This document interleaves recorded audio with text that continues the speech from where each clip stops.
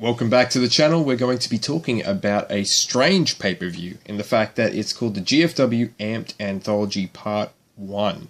So basically, now GFW is in a position to release all of its pay-per-views on pay-per-view. And you can go and watch how essentially the legacies of the current GFW Global Championship and the GFW Women's Championship, as well as I think the GFW Tag Team Championship. They did away with the Next Gen Championship, but it's there too if you're interested. And it's really bizarre to see its early beginnings and what it was really doing in that time. I kind of had this vague idea of what was happening, and I knew that Jeff Jarrett was, trying to get this GFW thing off the ground. I didn't know it would be where it was today. Dethroning TNA from where it is and taking over, but yeah, so... I mean, it's hard to dethrone TNA when you just buy all of their stuff. That's true. So we're going to quickly run down this event, just talk about it, and Jesse, a lot of these people are new to you, you hadn't seen these people, but also a couple of familiar faces too. Yeah, GFW is weird. The entire event just felt like, what if ECW was made by Nickelodeon? It just looked tacky and terrible. It definitely did it. You could tell right away that this didn't have the money to compete with TNA even at the time. Yeah, but hey, if the wrestling's there, right? Which is, and I think that kind of gets exemplified in our first match, which was Saya Sanada versus PJ Black, the Darewolf from South Africa. Yeah, the Darewolf. I think that's a dumb name, but whatever you got to do to get over, right? These guys were extremely athletic. Now, I've known PJ Black before and Saya Sanada. I think you've seen Saya Sanada in his TNA run, Jesse, but what did you think of PJ? He was definitely competent. I mean, I couldn't say much about his gimmick. He didn't really seem to be that entertainment-wise. Definitely just, nothing but wrestling. Yep. Which I feel is fine. Felt like, maybe a bit more spice with you. And he is the opening match as well, so it's that's a good place to have him, and maybe, he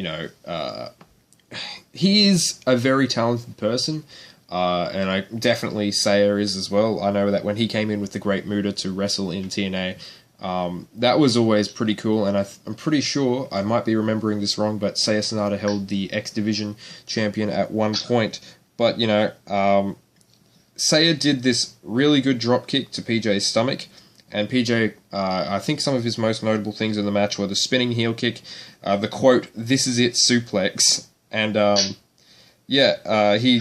Well, this is it, guys. Yeah, and it was very much, you're watching this match and you're like, okay, this is definitely more of a indie kind of feel, you could tell that, the audience reaction and stuff, and they were there, yes, to see good wrestling, but they were also there out of spite for the major companies, kind of, because it would be they wanted an alternative. They were ravenous. Yeah. It's Jesus Christ, this is so good, guys, please believe us. You should be jealous that we get to see this and you don't. So... It's yeah, we're part of the cool crew. And, more power to them, because, those people that went there and bought those tickets and... help pave the way to, Jeff Jarrett getting enough money to come back in and be like, I own the majority share now. So I guess they were right. The epitome of buy this so you get something better later on. So PJ did a springboard 450 splash off the ropes into the pin. Relatively quick match. And, it was good, but, nothing to write home about. It was a good opener, I'd say. The next match is going to be kind of hard to discuss because it's Lucha Rules tag team 6-man, and I feel like you said it best, which is once you have 6 people in the ring doing all the stuff really fast, and even this minute was roughly 6 minutes, so that was a minute per person to do everything, and they were doing everything, and it was what is it? Bestia 666, Blood Eagle, and Shamu Jr., who were fighting Los Luchas, which are the Phoenix Star and Zocre, and Misterioso. So, I mean, oh my goodness, a lot of people. And everything was super fast, and I'm going to be honest, seeing this match, it was kind of a clusterfuck in the fact that it was just like, what the fuck's going on? What am I supposed to be watching? So you're saying it was all Mexican wrestling? It was very confusing, and I know that that's the position you've decided to take on that, but I will not follow you into that breach, my friend. So I mean, this is it was bizarre. I can tell you that, you know, at least they seemed competent at what they were doing, but even the audience was having trouble following along, and every now and again you would get that really fast spot where they would do something crazy and everyone would be like, yay, but I don't think anyone's going to go home and be like, holy shit, man, did you see Shamu Jr.? No one's going to... It's like in Dragon Ball when like Jackie Chun was fighting Goku. And like they have to break down what they did really slowly so everyone understands how cool it was. Exactly. It's like you might not be able to see what's happening or understand what's happening, but it's cool. Just trust me, it's great. Trust me. This spectator event. It's really important that you know how good this was, even though you couldn't see what was going on. Now, our next singles match, it was interesting to say the least. Whether that's out of morbid curiosity, you guys can determine for yourself. But we had Virgil Flynn versus Kushina. Now, Kushina is actually a well-known person from Japan, and he even came in with his belt. And then it was like, and here's a guy called Virgil. Right? your version. One wrestler called Virgil that's ever been any good. And the thing is, this was like the longest match of the night as well, and it's just like, Jesus fuck. And it's like, Virgil, I know you tried, man. I know you did, but I was not impressed here, and I was like, oh, jeez. Especially with the opponent just fucking outclassed him. Yeah, and that's what it was. Wholeheartedly. And it was like, he like, did that the entire match to Virgil. And there were even points in the match where I feel like Kushida showed off. In fact, the only real thing the entire match was just him advertising himself. It's like, hey guys, I'm open for business. Exactly. The mid-air collision that they had together was good, but I mean, what can I tell you? This was like, as I said, the longest match. It was like over 10 minutes, and Virgil ends up tapping out into the Kimura, I'm pretty sure.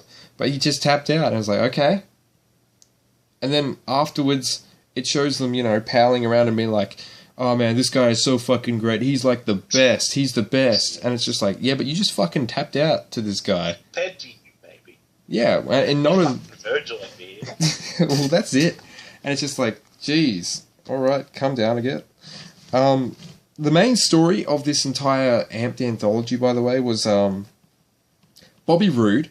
Like, earlier in the night, he came out and he, like, cut a promo on the King of the Mountain title, and he was just like, yeah, man, what am I doing here at GFW? I should be back in TNA. This is bad. You guys suck, essentially. Nick Aldous, who would be in the main event, came out. Some Dixie sucks chants. You know, rightfully so. Most of these people had been in TNA before, but anyway... then we get Kongo Kong.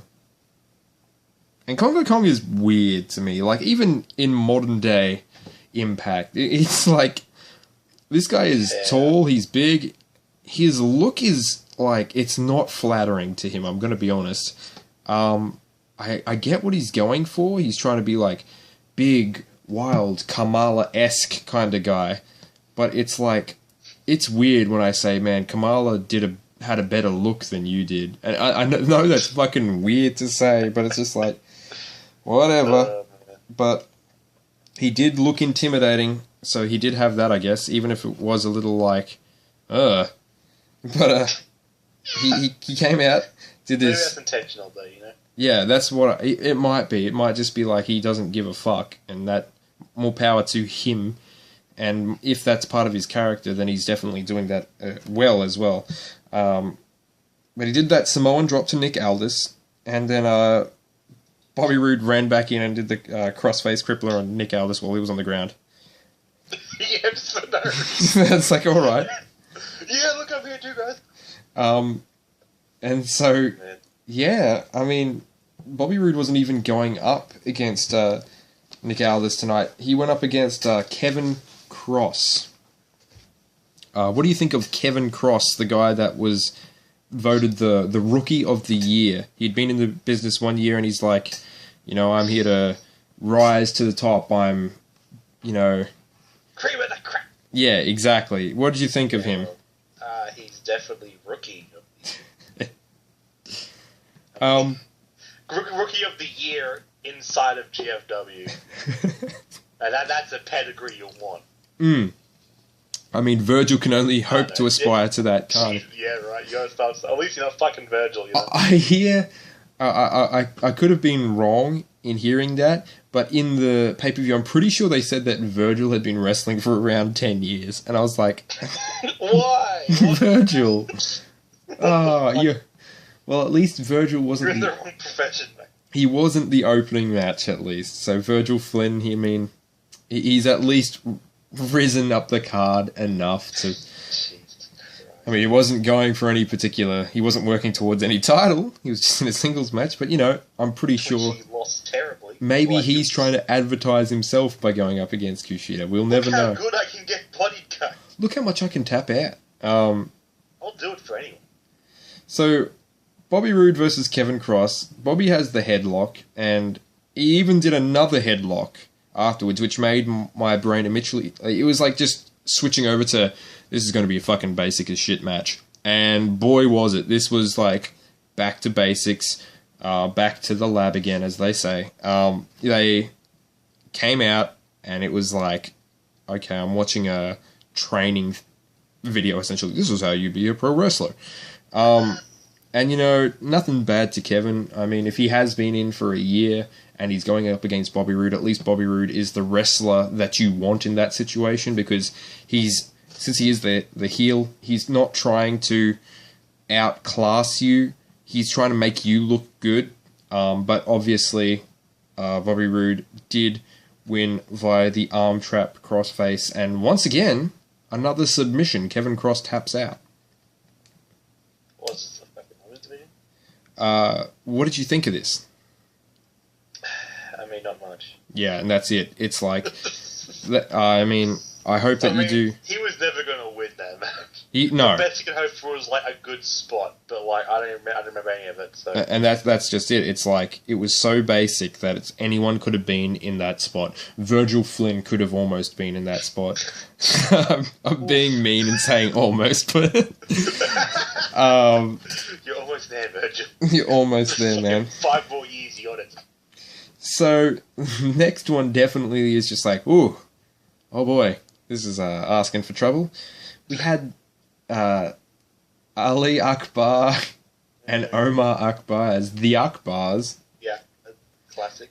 Versing the Bollywood boys, Gurv and Harv Sira, I think it was. But yeah, I was like, okay, so these guys are working towards the GFW Tag Team Championships. They're in that tournament. Wait, so WWE changed their name to Singh? Yeah. Well, if that's more racist than the Akbars. Well, every Indian guy's called Singh, right? I suppose. I mean, if they're like, these guys are going to come in and they need to be like hated, so they need to be like the stereotype, I guess. Yeah. So, but yeah, I don't know. The match was all right, but it's like, that's me also saying it was just average, to be honest. Like the Bollywood boys, to their credit, were definitely over with the crowd, even if it wasn't like, these people would go out and buy all the merch. They were having fun, and the Bollywood boys themselves, whenever they had fun in the match, people really liked their energy. And I mean, I'm going to be honest to you, if you have a group or a tag team called the Akbars and you're in America, you're probably going to be a heel. So I mean, whoever's on the opposite side of the ring of them, it's not going to be hard. And I think that the Bollywood boys, they did well here, and they defeated the Akbars and moved on. But apart from that, I can't really say anything. I wasn't super impressed with anything that the Akbars did. They were clearly hated, but whether or not that's just, America or them doing anything in particular, I couldn't really tell you. It's a very easy gimmick to... Yeah, it foreign heel, and especially, obviously with events that have happened in the modern time, it's it is like the low-hanging fruit of like heels. Some would say almost too low to bother with, but I mean, there they are. But there they are. And yeah, I wonder if it was their choice to come in doing that gimmick. But anyway, we get Karen Jarrett come out. And I'm going to be honest, Karen Jarrett should not talk. She is like awful at talking. She sounds drunk all the time. I know, and I'm not trying to be mean, but I'm just like, okay. There's that old adage where it's like, sometimes it's better to be seen and not heard, because it's better to be perceived as an idiot than open your mouth and prove it to everyone. And it's like, she came out there, and she would say... It's like, she's way better than Dixie Carter, though. Oh, definitely. And so, maybe that's why they replaced her. But, I mean, here's what you have to go up with: drunken slurring versus southern drawl with no understanding for wrestling. So those are our choices here.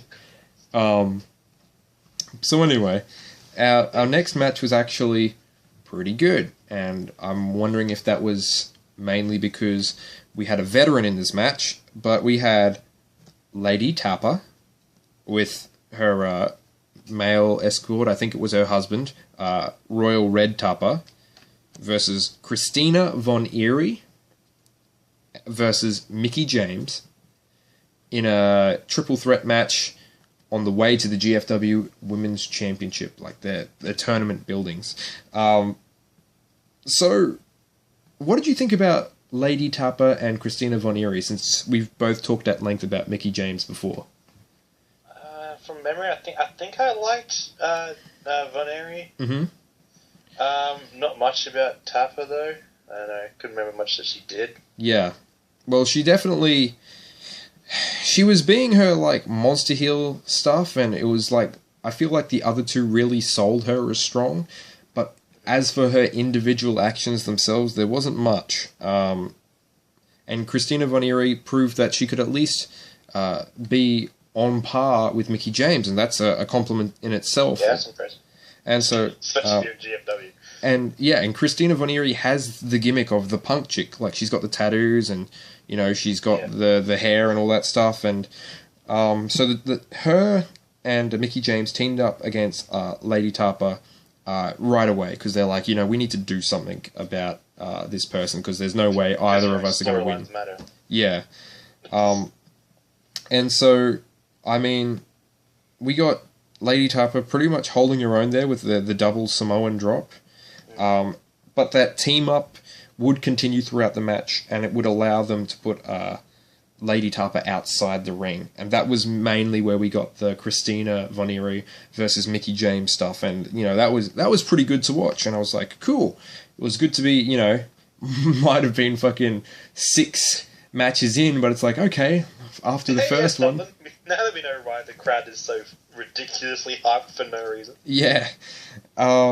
So, I mean, Christina would... I guess she would show dominance, and it made sense, like, amongst Mickie James and Lady Tapper. But, every time Lady Tapper came back, it would be like both of them would just have to be like, okay, we need to deal with this problem. Yeah. But eventually, Christina would hit the backbreaker to win via pinfall, because... and... believe it or not, she actually did it on Lady Tapper.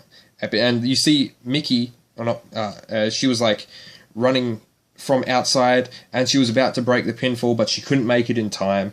And so Christina Von Eerie got the 3. And so that was also a good way, because Mickie James also looked really good in that. And when she was running it, it was showed that she was still wanting to go. It's just she couldn't make it in time. And it was that, 1 second that made all the difference. But no, that was really good. One of the more memorable things of the night, unlike the next match, which I fucking... Okay. So, every time... everyone kind of knows where I stand in regards to the indies. Like, don't get me wrong, I know that everyone has to go out there, hone their craft, make themselves... Start somewhere.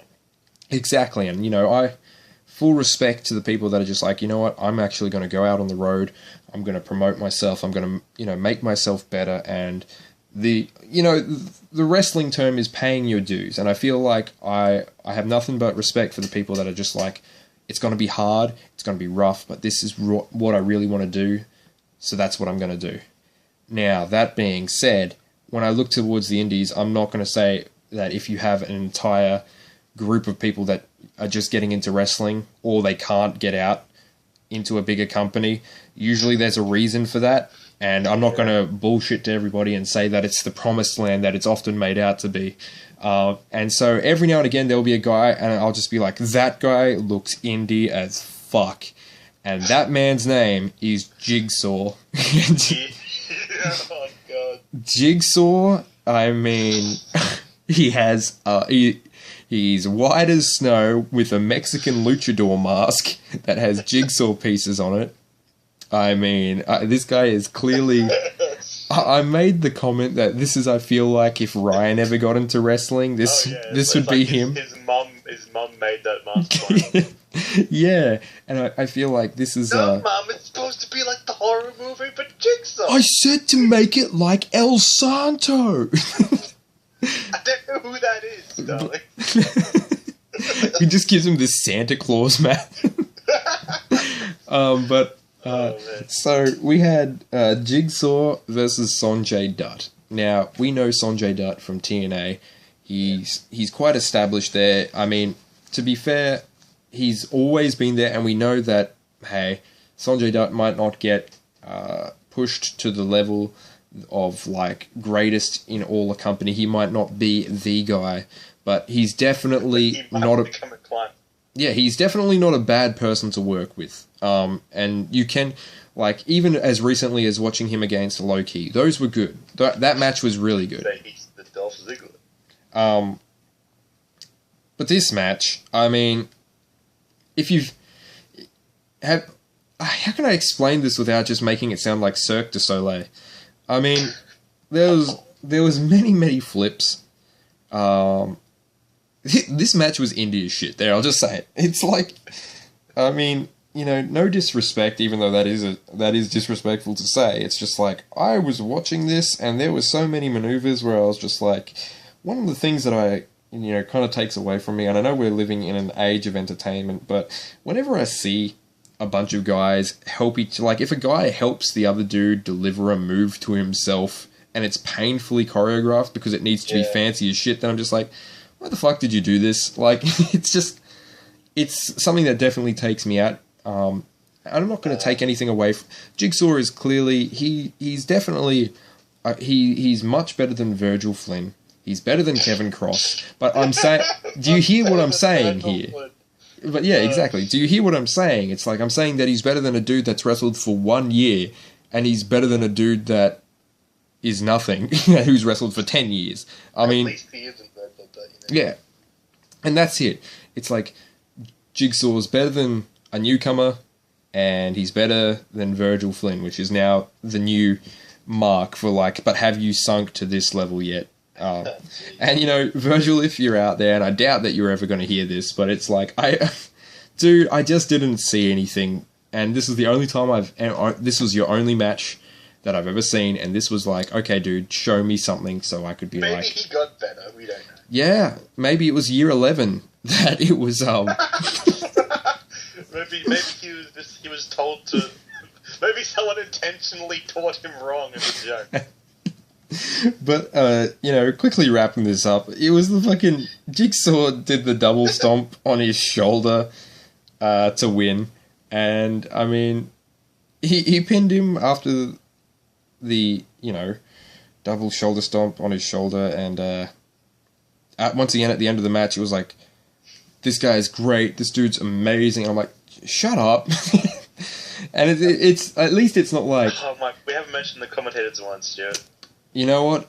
We haven't mentioned the commentators. Some might say that there's a good reason for that. One of the guys, I am blanking on his name right now, but he used to be I'm pretty sure an MMA fighter, but both of these people sucked. I mean, Jesse, you've probably got more to say here about these guys, because all I'm going to say pretty much over and over for the next 3 minutes is that they sucked in various ways. What have you got to say? I'm a bit of a connoisseur when it comes to the commentators. I mean, without a good commentator, you're just watching people wrestle, right? And that's not interesting. A commentator should add something to a match. Oh yeah, and like all the greats do, even if they're just saying what move it is in a funny accent, you know. Mm-hmm. That's what you need sometimes. These guys didn't do any of that. They didn't. The guy that was trying to be the heel commentator was terrible at being a heel commentator. Mm-hmm. He would like repeat things that weren't funny again and again. It's like it's not a running joke if you're just saying the same thing over and over again. That's just repeating a joke. Like, and what they sound to me like is let's get to like fucking baseball commentators for the news and make them fucking talk over this wrestling. Mm-hmm. And like eventually you can drown them out with just like ignoring them. But every now and again you'll like sort of catch yourself listening again. It's like, oh, this is terrible. I just looked up because I don't want to. His name was Chael Sonnen, who was the UFC guy.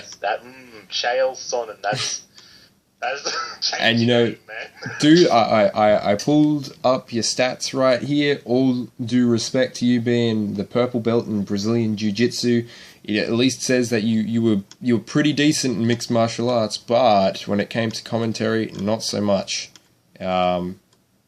Please stop, or at least get better. Just study and once again hone your craft. I'm sure that. You know, you could bring your mixed martial arts background. You could sell, submissions. Here's the thing. You know how a lot of wrestlers will go on to be commentators? Mm-hmm. Like, he felt like an MMA guy going on to... He should have been doing MMA commentary. Yeah. Because he wasn't doing what you should be doing. Like, a wrestler understands the business, and they know exactly what to say and what to promote and how to do it. He was just saying, oh, yeah, they did the move, and, like, not adding anything else to it. But then he would say, like, oh, yeah, commentate. I saw one guy do this once. I guess I'll try to be an arsehole as well. But it never really worked out because nothing he said was witty. And I feel like, sometimes he was trying to put himself over in, like, his commentary. The entire time. It's just like, there was one thing he kept on repeating over and over. He's going to go do something. And it's just like you said it like 4 or 5 different like times about him going off and like, oh, I'm gonna go do this, and I'm gonna like something about his like the guy's wife or some shit like that. He was going to go off and like, yeah, or like maybe he was gonna. He's like, oh, do you want me to do this to you, other commentator? And it was just like every time he would just be like, well, no, or he would just ignore it, and it would just he would do that over and over, and it's like, okay, bro, you just stop talking. Exactly. So we come to our main event, which was Kongo Kong with his manager Henry Maxwell versus Nick Aldous. So we get it's always fun to see a manager. This dude was fucking way over the top, but that comes with a little bit of inexperience, and I feel like the reason I say inexperience is because he was drawing eyes to him and away from Kongo Kong. And he was just overreacting to like everything. Like, I'm not saying that Paul Heyman didn't do that or doesn't still do that, but when Paul Heyman does it, it's not to try and draw eyes to him, it's to emphasize something that's happening to Brock Lesnar, for example. Yeah. But anyway, Aldous started with the punches, like, straight away, just as the match starts. And Nick Aldous, he was working a match that I feel was around Kongo Kong, and it was like, I'm going to be going up against this guy who is really heavy, so I'm going to work a specific style. We're going to work slow, steady, but he was doing things, and I'm not going to say that any of it looked bad, but, I mean, like, you get things that are, I'm jumping from the second rope and doing a forearm, It's like, okay, cool. But, you know, eventually, as the match would slowly warm up, Nick Aldous did a superplex from the top rope. And it was just like, okay, that's impressive. And the crowd seemed impressed. They're like, okay, he was able to lift Kongo Kong. The crowd would be impressed by anything, though. And, you know, that is also true. And then after he did that superplex, he delivered the elbow drop. This wasn't enough to put away Kongo Kong, though. And in fact, in a weird... I don't know what they were trying to say here, maybe... Because it's like, maybe it's a form of protecting Kongo Kong, but I'll let you decide. Kongo Kong goes for a moonsault on Nick Aldous. Oh. And he misses... Yeah. Which causes Nick Aldous to go, oh, he missed and fucked himself up, so I'm going to take advantage of this and win. And he just kind of unceremoniously won 1, 2, 3 after that. And I was like, okay. So the crowd's thinking, this guy, congratulations, you played yourself. But yeah, I mean, maybe it's to make Kongo Kong kind of say, oh, the only one that beat him was him, and it's because he's the wild guy and unpredictable, and that unpredictability and that... Yeah, because losing because of your own fucking missed fucking moonsault is always going to put people over. Right. So there was that, and it was like, okay, well, Nick Aldous advances. I mean, what is there really to say about this? This event was, if this is what I was missing, I didn't miss much. I mean, I was following TNA and Impact, and then once they finally merged today, and they formed the GFW Impact, I'm seeing the evolution of all of this stuff. I've seen it after it's been cooking on the stove for a while and it's ready to serve. But, you know, I mean, it's interesting to see all the ingredients being put into the soup, but it's just like, got a while to wait before it's edible. And, you know, spoiler alert to everybody out there that isn't watching the modern GFW product, but Virgil Flynn isn't on the main roster. There's always time. And, you know, What? Look, Jesse, I know. But I bought that shirt and everything. I know. I mean, we got that shirt. The song was so good. How could you not buy a shirt? I mean, I know it's just a white shirt that says Virgil Flynn in marker. Hey man, it's one of a kind. Yeah, and that's it. I mean, I'm not... Oh, fucking hell. Who knows, man? Who knows? Maybe... If you're ever going to never call yourself Virgil. Yeah, if you're going to go into the indies, have a gimmick, work on your gimmick, and if your gimmick is Make sure your gimmick isn't I'm fucking Jigsaw. I mean, make sure that your gimmick is... Make sure your gimmick isn't... And this will be the takeaway for everyone for the end of the review. That's the end of the review. The takeaway for the end of GFW Amped Anthology Part 1 is... Don't make your gimmick, I've been wrestling for 10 years, and I'm the third match. Especially because you're do that if you're actually good. And, you know, that word of advice, I'm sending that to you, Dolph Ziggler, as well.